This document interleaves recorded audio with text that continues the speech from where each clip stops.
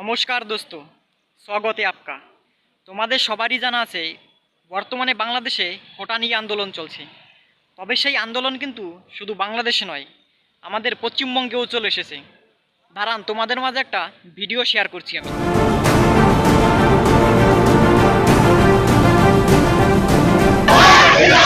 বাংলাদেশের জাতিদের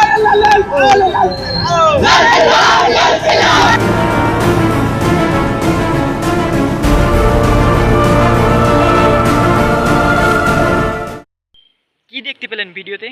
এটাই তো দেখতে পেলেন, এর কিন্তু বেশিরভাগই মুসলমান। যারা আন্দোলন করছে এর কিন্তু বেশিরভাগটাই মুসলমান।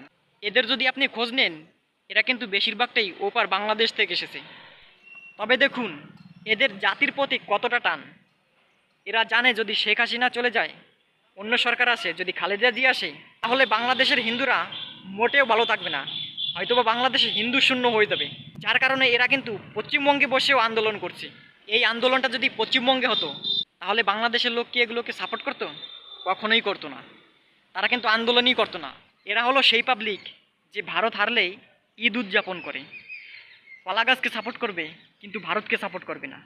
আর আপনারা তাদেরই সাপোর্ট করছেন, তাদের হয়ে আন্দোলন করছেন।